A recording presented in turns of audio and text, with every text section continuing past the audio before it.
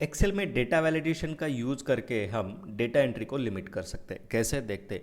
यहाँ पे मेरे पास 4 कॉलम है, employee ID, joining date, age और जेंडर का। मैं चाहता हूँ कि एम्प्लॉय आईडी में हमारी एम्प्लॉय आईडी है 4 डिजिट की, तो सिर्फ 4 डिजिट की एंट्री हो यहाँ पे, वो लिमिट यहाँ पे मैं लगाना चाहता हूँ। जॉइनिंग डेट में मैं डेटा ले रहा हूँ जो लोग जनवरी 2022 के बाद ज्वाइन हुए, तो यहाँ पे मैं चाहूँगा कि डेट जो है जनवरी 2022 के बाद की ही आए। एज में मैं 18 और 16 के बीच के ही लोगों को हायर कर रहा हूँ, तो एज मेरी 18 और 60 के बीच की आए है, ना कम ना ज़्यादा आए। और जेंडर में मेल, फीमेल और अदर, यही 3 ऑप्शन आए। लोग कुछ और जेंडर ना डाले, बॉय गर्ल ऐसा कुछ ना डाले। तो इस तरह का अगर हमें डेटा क्लीन चाहिए तो हम डेटा वैलिडेशन का कैसा इस्तेमाल कर सकते हैं। तो पहले हम एम्प्लॉय आईडी का देखते हैं। यहाँ पे हमें 4 डिजिट के लिए रिस्ट्रिक्ट करना है, तो ये पूरा कॉलम सेलेक्ट करता हूँ जहाँ पे हमें डेटा वैलिडेशन रूल अप्लाई करना है।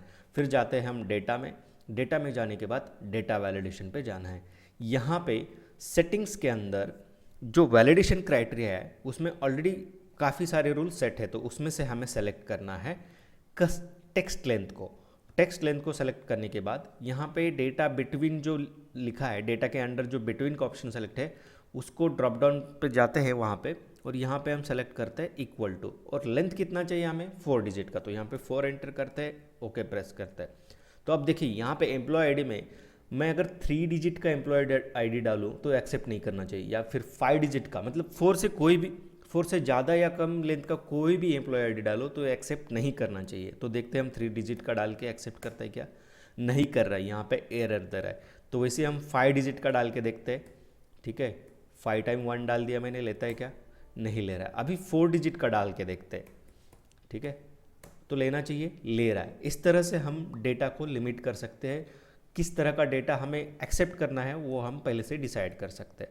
अब ज्वाइनिंग डेट में हम चाहते हैं कि 2022 जनवरी के बाद का ही ज्वाइनिंग डेट एक्सेप्ट किया जाए, ना कि उसके पहले का। अगर कोई गलती से 2 जनवरी 2021 एंटर करता है तो उसको एरर मैसेज चला जाए, वो डेटा एक्सेप्ट ना करे। तो उसको कैसे करेंगे हम, ये पूरा कॉलम सेलेक्ट करेंगे, फिर से वही प्रोसेस करेंगे, बस थोड़ा सा चेंज है। यहाँ पे वैलिडेशन क्राइटेरिया में हमें यहाँ पे सेलेक्ट करना है डेट, और डेट के बाद अभी मान लो कि आज का डेट है हमारा कुछ 10 जनवरी।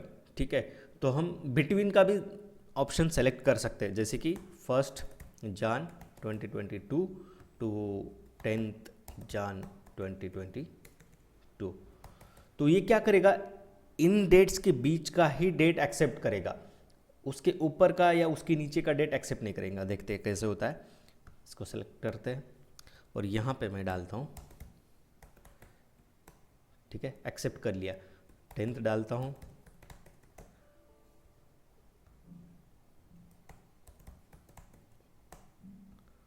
इसको 10 कर देते हैं, एक्सेप्ट कर लिया। लेकिन मैं 11 जन डालूँ तो नहीं लेगा या फिर मैं कुछ अलग ईयर डाल के देखता हूँ, जैसे कि 1 जन 2021 करके देखता हूँ, नहीं लेगा। ठीक है, इस तरह से है। ज्वाइनिंग डेट्स की जो एंट्री है उसको भी लिमिट करेगा, कौन सा डेट हमें चाहिए उसके बीच का ही डेट हमें मिलेगा। अभी एज में हम 18 to 60 ही एज रेंज चाहते हैं, तो इसको पूरे कॉलम को सेलेक्ट करना है, फिर जाना है डेटा वैलिडेशन में, और यहाँ पे वैलिडेशन क्राइटेरिया में हमें सेलेक्ट करना है होल नंबर। होल नंबर के बाद हम बिटवीन को ही सेलेक्ट करते हैं, और मिनिमम में 18 रखते हैं और मैक्सिमम में 60 रखते हैं, और ओके पे प्रेस किया। और यहाँ पे देखिए, मैं अगर 17 डालूँ तो नहीं लेगा, या फिर मैं 61 डालूँ तो देखते क्या होता है, वो भी नहीं लेगा। इस तरह से हम 18 और 60 के डेट का ही 60 एज का ही डेटा एक्सेप्ट करेंगे। अभी डाल के देखते हैं 50, देखिए 50 एक्सेप्ट कर रहा है। 20 डाल के देखते हैं, 20 भी एक्सेप्ट कर रहा है। मतलब जो भी हम डेटा रेंज चाहते हैं वही डेटा रेंज ये एक्सेप्ट करेगा। अभी जेंडर में हमें मेल, फीमेल और अदर का ऐसा ड्रॉप डाउन लिस्ट चाहिए, या फिर रिस्ट्रिक्ट करना है कि सिर्फ ये 3 ही ऑप्शन लोग एंटर करें, तो कैसे करेंगे। तो ये पूरा कॉलम सेलेक्ट कीजिए और फिर से इस डेटा वैलिडेशन में जाइए। यहाँ पे जो वैलिडेशन क्राइटेरिया है उसमें सेलेक्ट कीजिए लिस्ट। तो लिस्ट में जाने के बाद मैंने पहले से एक लिस्ट बना के रखी है यहाँ पे, तो सोर्स में मैं वो लिस्ट ऐड करता हूँ। शीट 2 में है यहाँ पे, तो मेल, फीमेल, अदर, इसको हम ऐड करते हैं, ओके प्रेस किया। अभी देखिए यहाँ पे ड्रॉप डाउन लिस्ट आ गया, या तो वो ड्रॉप डाउन लिस्ट में से सेलेक्ट करके डाल सकता है या फिर वो खुद भी डालेगा ऐसे तो एक्सेप्ट हो जाएगा। ठीक है, मेल फीमेल एक्सेप्ट हो रहा है। लेकिन अगर कुछ ऐसा, ये भी फीमेल भी डाल के देखते हैं, लेकिन अगर कुछ अलग डालने की कोशिश की जाए, जैसे कि बॉय डाल दिया किसी ने, तो एक्सेप्ट नहीं करेगा। ठीक है, इस तरह से हम डेटा वैलिडेशन का यूज कर सकते हैं। और एक चीज़ अच्छी इससे कर सकते हैं कि एरर आए तो एग्जैक्टली क्या एरर है, ये क्यों नहीं एक्सेप्ट कर रहा है, अगर समझाना चाहते हैं सामने वाले को तो कैसे करेंगे। जैसे मान लो यहाँ पे मुझे एरर में बताना है उसको कि क्या गलत, अभी मैं 3 डिजिट का एम्प्लॉय आईडी डालूंगा, बस यहाँ पे एरर दे रहा है तो उसको समझ में नहीं आ रहा है कि क्या गलत हो रहा है मुझे मेरा।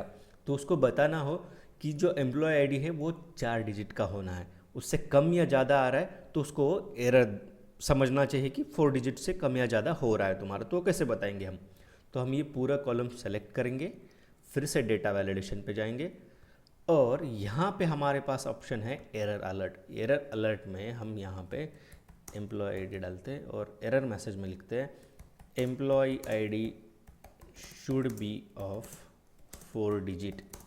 ठीक है, employee ID should be of 4 digit, okay press करते हैं। अब देखो यहाँ पे मैं 111 डालूंगा, एरर आएगा, तो एरर क्या कह के आएगा, employee ID should be of 4 digit. ये एरर पढ़ने के बाद किसी भी को भी समझ में आएगा कि हाँ मैंने 3 डिजिट का डाला है, कुछ तो गलत हुआ है, तो वो करेक्ट करके प्रॉपर डिजिट का एम्प्लॉय आईडी डालेगा।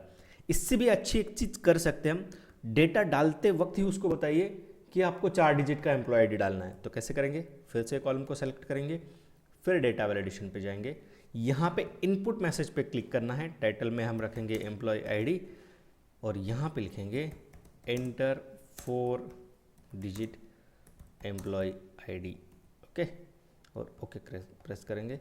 अब देखिए किसी भी सेल पे जाइए, यहाँ पे ये कमेंट आपको सामने दिखेगा एंटर 4 डिजिट एम्प्लॉय आईडी, तो इससे उसको आसानी होगी कि हाँ मुझे क्या डेटा डालना है।